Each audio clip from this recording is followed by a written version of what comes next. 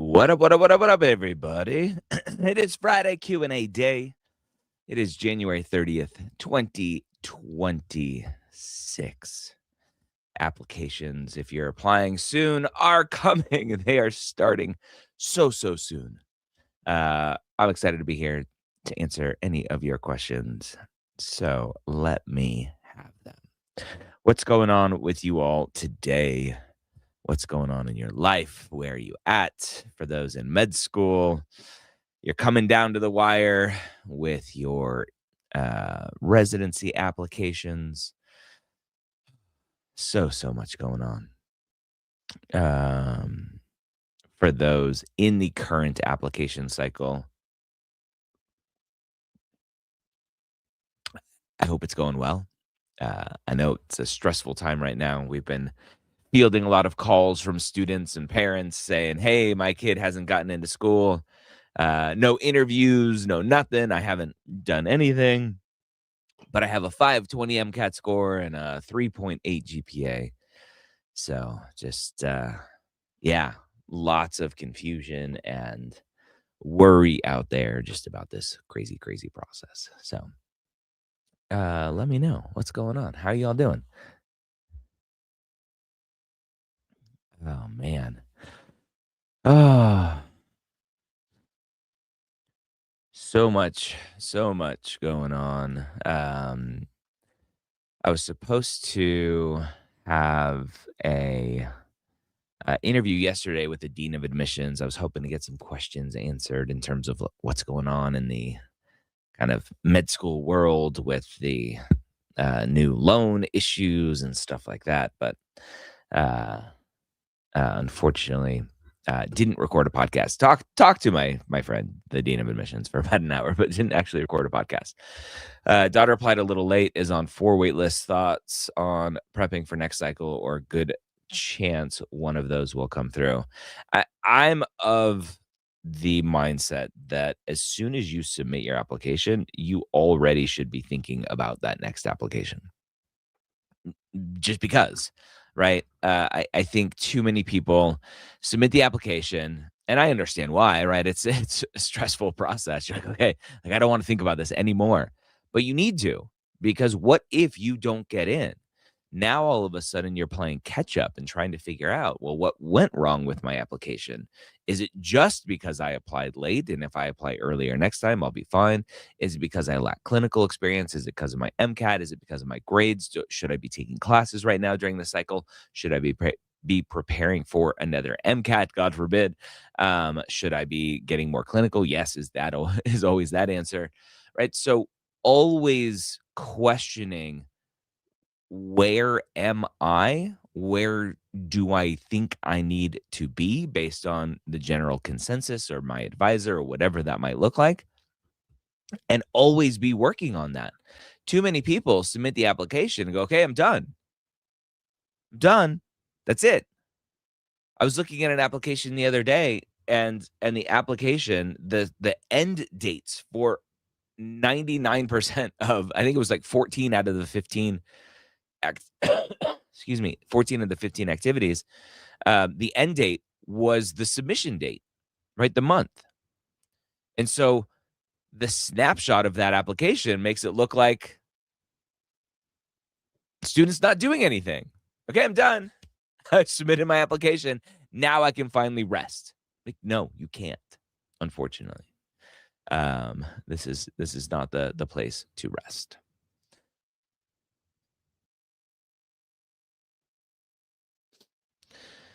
All right. So yeah, come ask your questions. Type them up.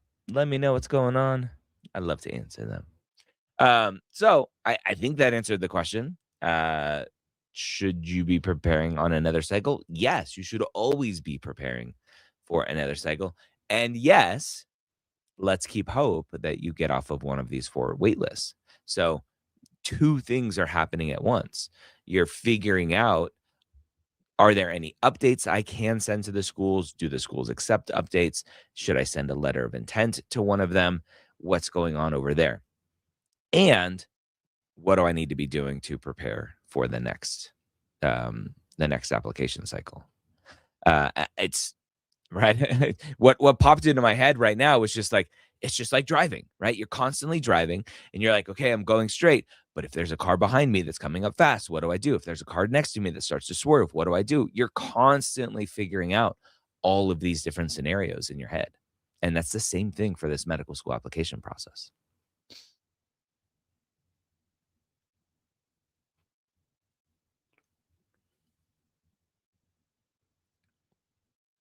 Oh, man.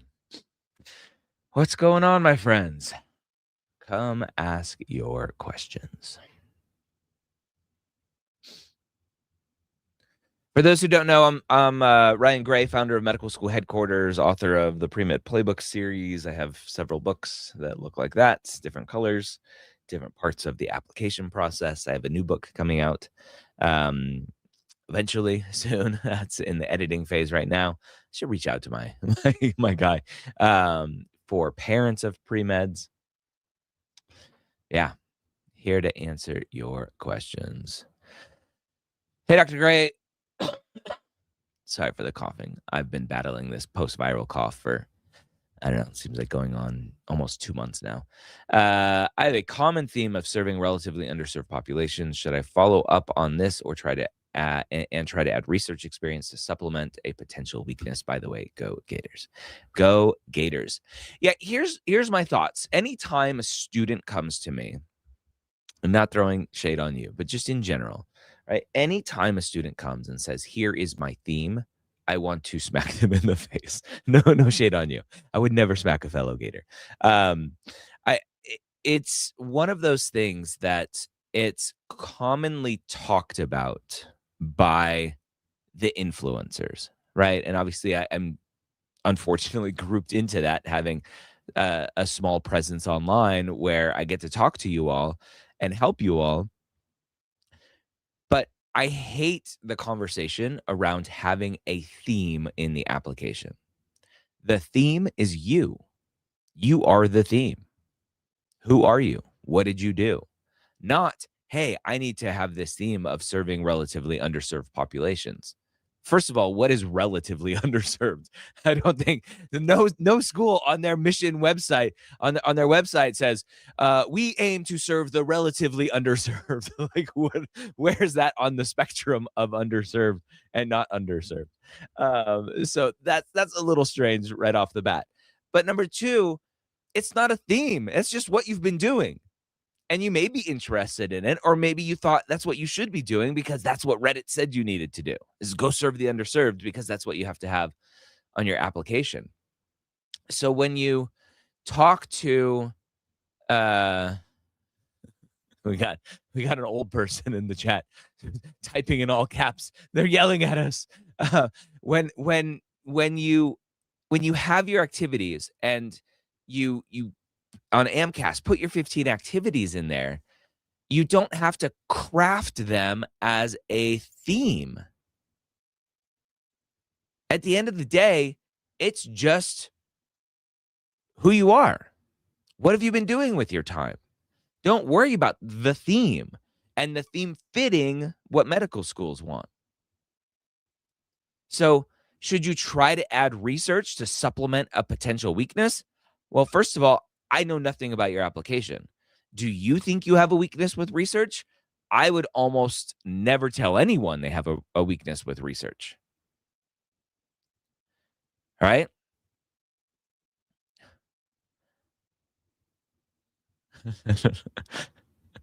um, so, yeah, I don't know is the answer.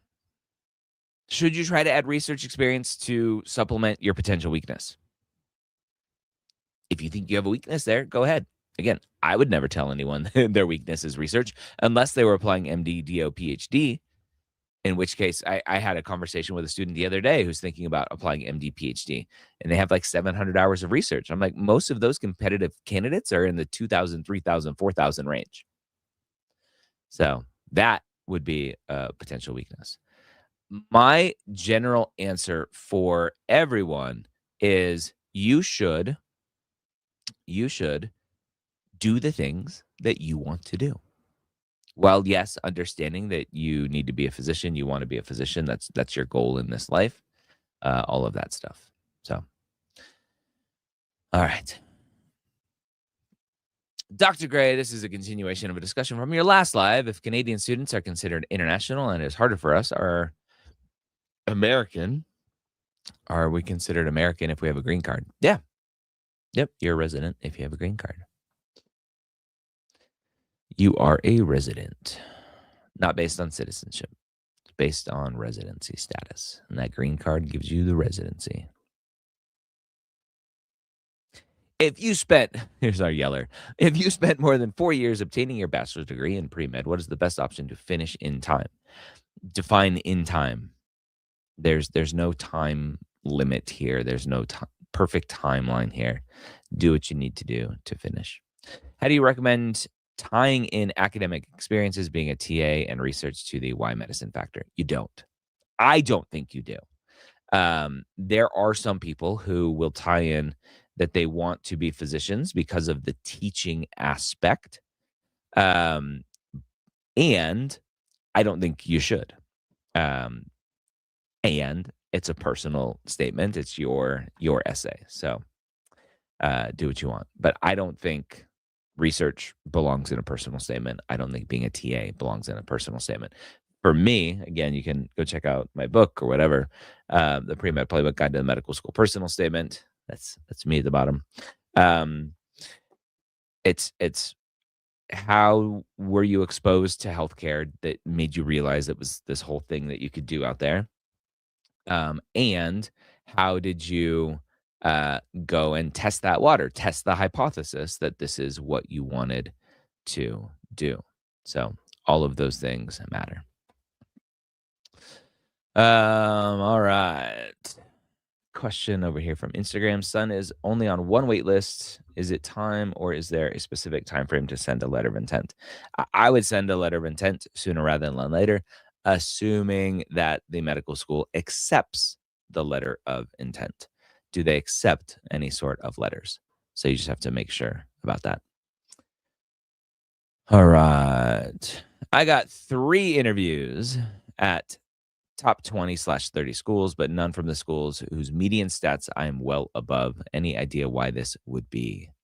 Yeah, because that's not how admissions works. And I scream it from the rooftops every single day that it's so much more than just your stats. But everyone just wants to think it's just stats. At the end of the day, the medical schools are trying to figure out who is going to be a good fit for them at their school and who is most likely to come to their school. So when students who have super high stats are applying to schools where the median GPA, median MCAT score are well below, as you say, right, that you're well above, that school is wondering, why are you applying to us? Is there something in your activity list? Is there something in your essays that point to the fact that you actually want to come to our school? Or are you just applying to our school because your stats are well above and you're using us as a safety school? Right? The whole reach, safety, target, that doesn't exist in medical school admissions. That's an undergrad thing. And I don't even think it's an undergrad thing, but that's what undergrad admissions is built off of, right? Every medical school is reach. Every medical school is hard to get into. And so the schools that you thought you had a chance at just because your stats were, quote, well above, those schools probably were like, you're not a good fit for our school. Just because you have high stats doesn't mean you're a good fit for our school. And I think it's really hard to convince you all, and I'm kind of done trying to convince you all, but I'll keep talking about it, that schools are often, not always, often looking for that mission fit. They're not just looking for who has the highest stats. That's all we want. They're looking for the students who want to come to their school for a couple reasons. It makes their job easier. If you as an admissions committee could interview for 100 seats, 400 people, accept 200 students, and get 100 students to fill your class, that's better than interviewing 600 people and accepting 300 people to fill that class of 100 seats. It's easier for them to do the hard work to figure out who actually wants to come to our school, right? And that has a name. We call it yield protection. You guys go online and you're like, "Oh my gosh, I found out about this thing called yield protection. Is that a thing? Am I going to be screened out because I'm too good?" No, you're going to be screened out because you're not a good fit. So,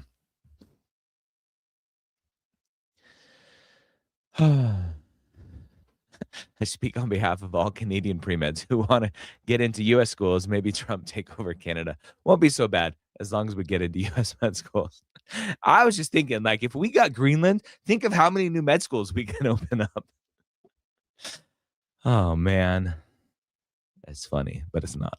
Hi, Dr. A. Important question. Are you going to watch the World Cup this summer? Yeah, I'm a big footy fan. No, I'm really not. I enjoy um,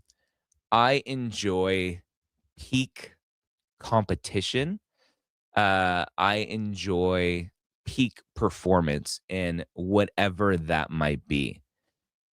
I'll get sucked into watching billiards on TV or darts or yes, soccer, rugby, any sport, race car driving. Um, I love watching peak athletes perform and just watching how all of their hard work is peaking at the right time to do this thing, and especially with football being an amazing team sport and understanding it more and more as I get older, and being able to watch and see the moves. So yeah, I will be watching, and most importantly, the FIFA Peace Prize. I was just blown away by the generosity of that. So yeah. All right. I used to work at University of Oklahoma Medical in Oklahoma City at the hospital, and most of the students that I saw there were foreign nationals. I'm assuming you mean. Okay, good answer. I started using Map to put all the info I have. I have a free account now. Would the account expire and wipe out everything at some point? Nope, free there. It is free. Cycle is not over. Definitely not. Hello, Michelle. How you doing? Thoughts on the new DO school, UNC Com, Illinois Com, the Valley Com, etc. Differences between them, or all the same risks due to being new? There really are no risks to being new. I wouldn't worry about a new school.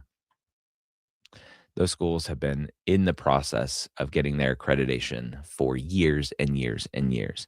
And the DO schools, it's confusing.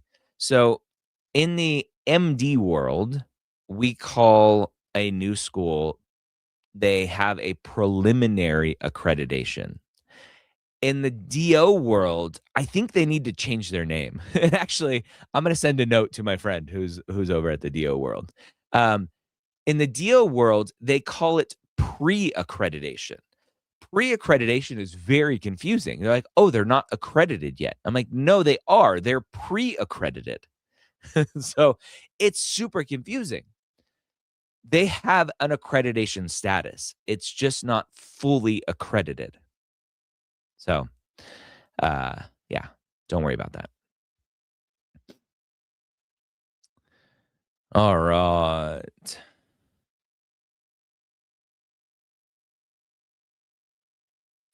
Keep those questions coming.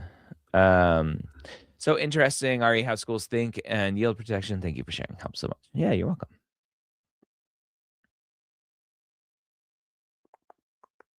It's at the end of the day, it comes down to a lot of effort and work on the student's part to understand why you're building your school list the way that you're building your school list. You add a school to your list, you have to understand, why am I adding this school to the list? Am I adding it just because I think my stats are well within range or well above, or I'm competitive at that school? Or are you adding it because you've done your research, right? Which is a bad word these days.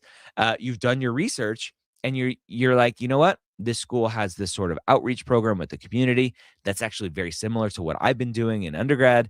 They have this sort of research going on right across the street at the medical school. That's kind of like the research I've been doing, or the research I'm interested in because of XYZ. It's doing the homework about who you are. Right. I gave a workshop the other day that is live soon, or I don't know when it'll be on YouTube, about how competitive applicants prepare. And the first step to being a competitive applicant is knowing who you are. So you have to know, like, what do I want out of a school? And nobody asks themselves that question. All they think about is which school will take me. That's not the right way to go about this process.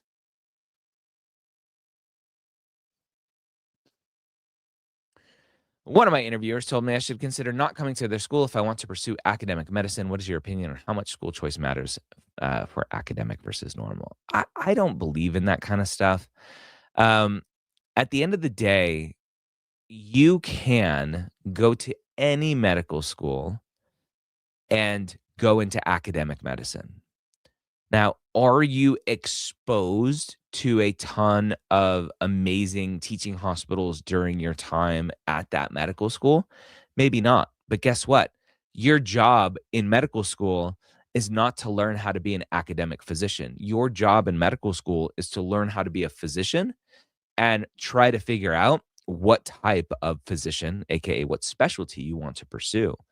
And then when you're picking your residencies, to me, that's where you start to go into, is this more of a community-based residency where there's, again, not a huge emphasis on being an academic medical center? Or am I going to add all the big academic medical centers to my list? And that's where I will learn to be an academic physician. So I think it's more related to the residency. Um, and here's the interesting thing, right? In the follow-up, it confused me because the school is attached to a major academic medical center. This one person may think that that academic medical center just isn't up to snuff, right? Here's where you have to take everything you hear with a grain of salt, including what comes out of my mouth, right? What do I know? You guys don't. You guys don't know me. I don't know anything, right? Um, this one person, maybe, and it would be interesting to know, Frosty. I mean, you're anonymous. You can throw the school name out there, right? Maybe this is a state school, right? This is a state school, and the person that's interviewing you, and Frosty, this will be it was Vanderbilt. Interesting. So Vanderbilt, very interesting. I would love to know, Frosty, where was your interviewer from? Number one, were they a physician? Um, if they were a physician, where did they train? They may have some bias, either that Vanderbilt is not good enough compared to where they trained, or they have some bias that Vanderbilt is too snooty compared to where they trained, right? Maybe they trained at a state school and they're like, oh, rough and tumble. I trained in the inner city, and that's where you learn how to be a good academic physician. And they're like, oh, Vanderbilt's too hoity-toity for being an academic physician. So everyone is coming with their own personal bias. So all you have to do in those situations, when you hear someone say, oh, you don't want to come here if you want to be an academic physician, is you go, thank you. That's it. Thank you for that advice. And then you think about it, right? Understand, like, why did you say that?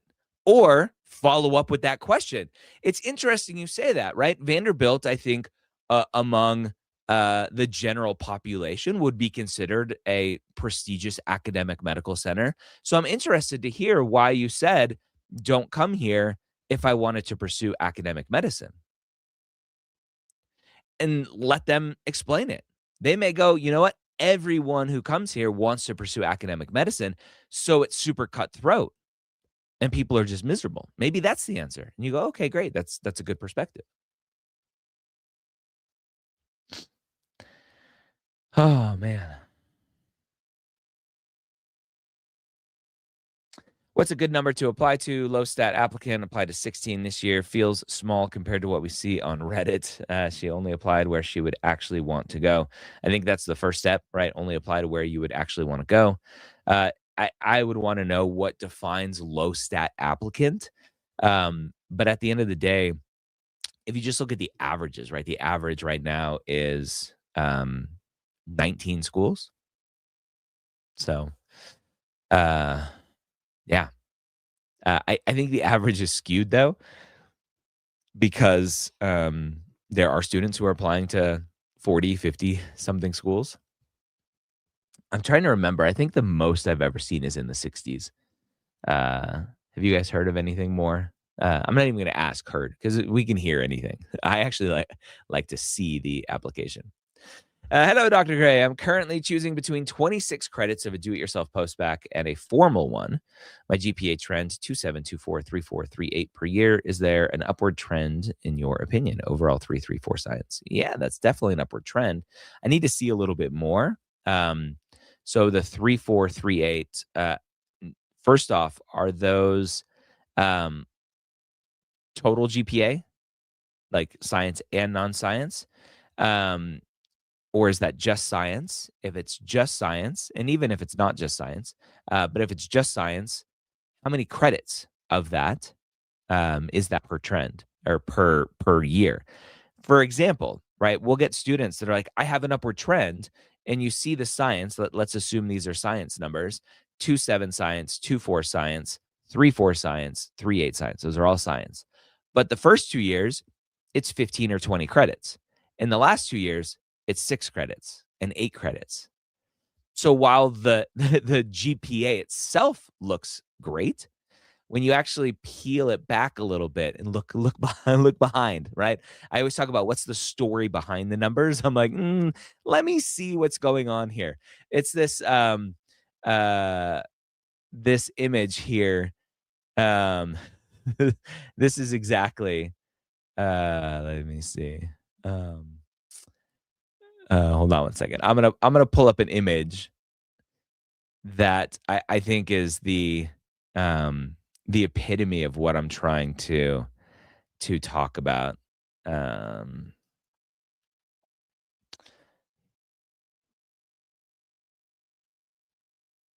oh man, where is it? Here. So there's this meme. I'm gonna share my screen here. Um, there's this meme of Homer Simpson from the front looking all svelte, right? It's like, oh yeah, I'm super sexy. But from behind, he's all taped up and he's got all his fat pulled back, right? That's what happens when students are like, oh, look, I have a 3.8, 3.8 my junior, senior year. But when you actually look behind the numbers, it's like, oh, it's one class. So that just doesn't work well. So mostly science. That's great. I would want to know again how many credits it is. There is a trend there, assuming mostly science and a good amount of credits each year. All right.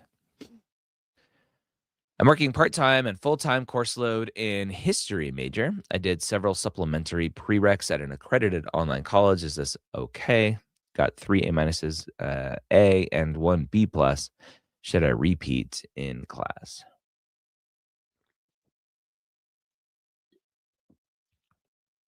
I want to know what supplementary prereqs are. What do you mean by that, future dog? Idea for a med student applicant during an interview. So sorry for so many questions. No worries. Coming from a sales background, we always ask at the end of an interview, is there any concerns you have in moving me forward in the process? Is this a bad idea for the interviewer? So it's interesting.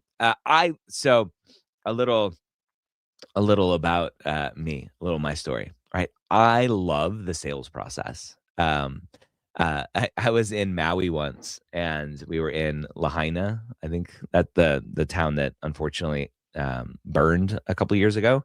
Um, and we were walking down the street and got pulled into an art gallery. I was there with my wife, and we got pulled into an art gallery. Or we were walking around the art gallery, and there was a piece of art that caught our attention, and we really liked it. And the sales the sales guy pulled it off the wall, put us into a private room, got us like a glass of champagne, put the art on an easel in front of us, and then was trying to sell us. And it was like 10 grand for this piece of art. And we're like, we have med student loans. Like, what are you doing? and and the guy goes, your loans will always be there, but this art, and he was selling us. My wife was completely like just uncomfortable with the sales process. I love the sales process. So I was very interested to see like what's the next thing he's going to try? What's the next angle? What's the next piece of conversation? And so when I go through a sales process with someone, um I am really good at picking apart like good question, good sales tactic there. I personally hate that question for the sales process. Do you have any concerns in moving me forward in this process? To me, it's number one, super predictable. Number two, it's super forced. Number three, it puts the interviewer in the most awkward spot. What are they gonna say? No, yes, whatever. If they're in the sales world and they're hiring salespeople, that's your opportunity as a salesperson to try to overcome objections. So if I'm interviewing you, I don't want to keep the conversation going. If I say something, you're just going to get into your sales spiel and talk about overcoming that objection. So I don't want you to do that, and I don't want the conversation to keep going. But anyway, that's just fun sales stuff. I love sales. I sold Cutco knives in college. I did like the stereotypical college job of selling knives, which I still have my kit upstairs that we use to sell the knives. I got trophies from it. I was pretty good at it. But no, don't ask that in an interview. Long story short, is 12 credits a semester fine at a post-bacc? Yeah, that's full time. Again, retaking a strong score, 514, but my first attempt was pretty ill-prepared, potentially remedy a below-average BCPM 355. I understand stats aren't everything, but could it meaningfully help? Could it meaningfully help? Potentially. A higher MCAT score always helps. I don't like to think about the MCAT helping a lower GPA. I think a 355 GPA is okay. What is the story behind the 355? What is the trend there? I would want to know. So yeah, what's going on there? Oh man, I hope none of you got this like super flu that went around. I got it mid-December, and I'm still battling the effects of it. So yeah. The one I'll put this question back up. The one concern that I would have with retaking a 514 is that the data is not very friendly to show that students who score high and retake the test do much better. It's not very good data. Dr. Gray, if you could, which crime would you remove from the world? Oh man, which crime would I remove from the world? I love this question. It's good. I want to hear from you all. What crime do you think? I have a crime that popped into my head. I want to know, and I'll tell you mine in a minute. I want to know from you all. What crime would you remove from the world? Do I know when Casper will open its testing dates? You know what? I'm friends with the Casper people. I've texted them multiple times. They said they were going to have their dates ready at the beginning of January. They do not. So I just don't know. I'm going to take a screenshot of this and send it to my friend over there who's the co-creator of Casper. I do know that the first date is March 19th. Let me just pull up the text message with her. Let me confirm that. March 19th. Yes. Let me see. Take Casper. Let me just double check and make sure it's not on there and you guys just aren't seeing it. Country, United States, 26, 27, allopathic, osteopathic. Yeah, they don't have the dates up. It's so crazy. Oh. Yeah, they have all the dates. You can register for it now.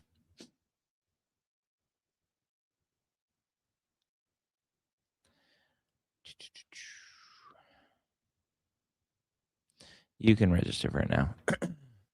So if you look,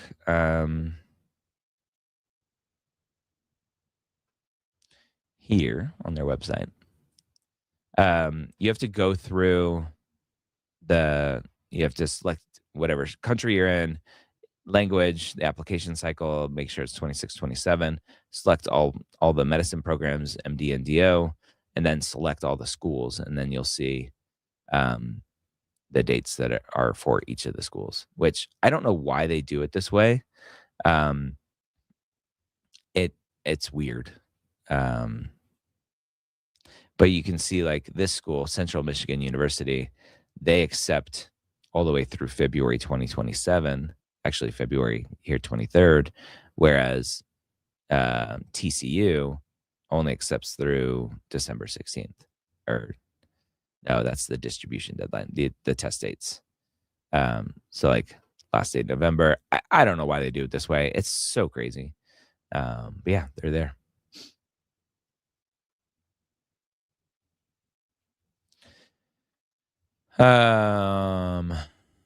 Good job.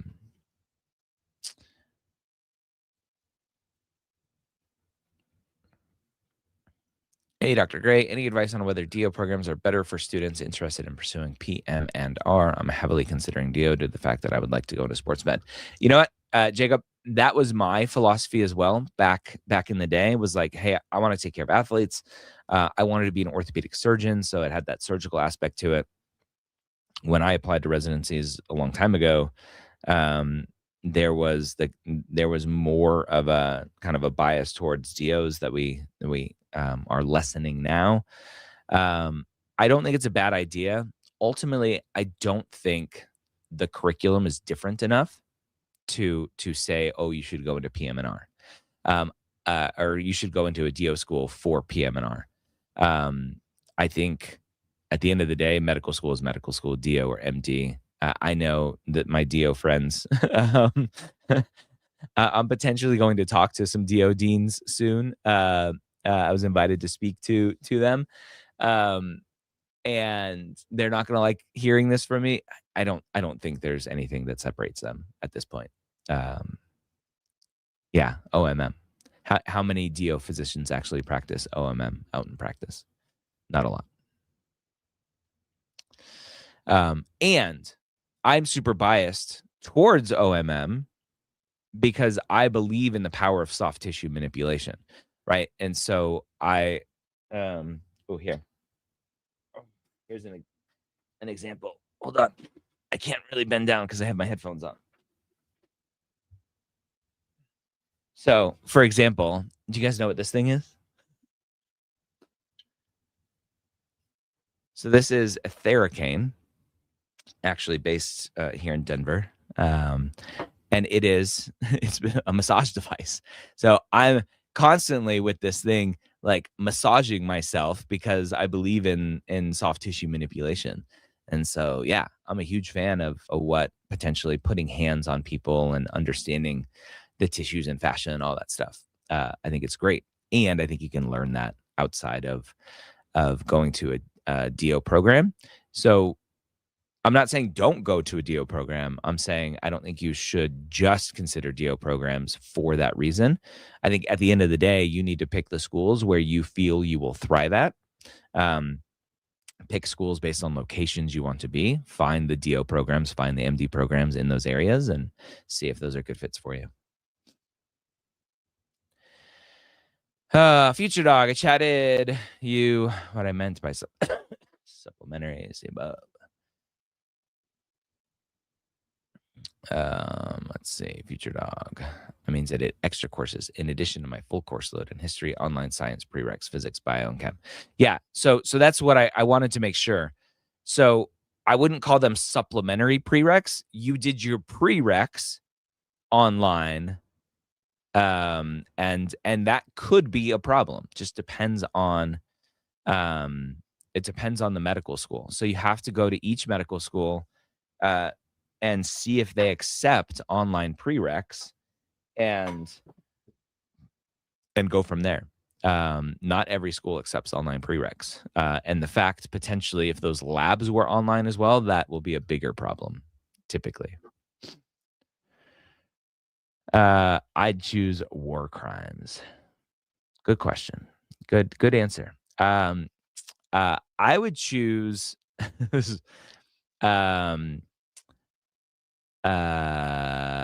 trigger warning, sexual assault. That's what I would choose.